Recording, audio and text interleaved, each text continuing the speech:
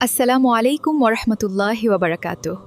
প্রিয় দর্শক, আশা করি আল্লাহর রহমতে সবাই ভালো আছেন।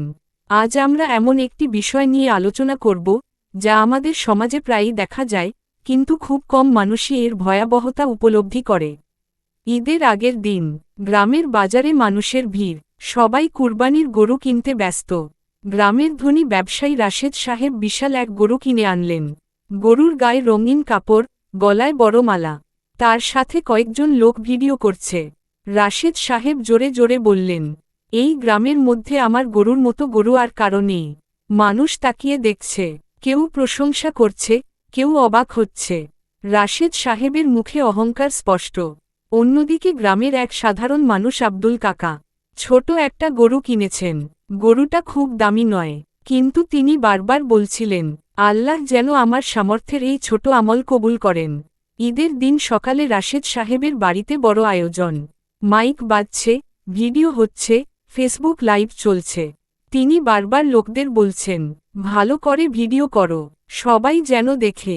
আর আব্দুল কাকা চুপচাপ নামাজ পড়ে এসে চোখে পানি নিয়ে দোয়া করলেন, হে আল্লাহ, আমি কাউকে দেখানোর জন্য না, শুধু তোমার সন্তুষ্টির জন্য কুরবানি করছি।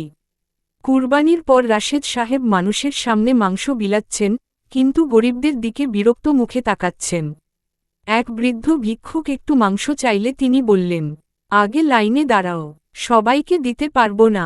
ওদিকে আব্দুল কাকা নিজের অংশ থেকেও লুকিয়ে লুকিয়ে অসহায় মানুষদের বাড়িতে মাংস পৌঁছে দিচ্ছেন।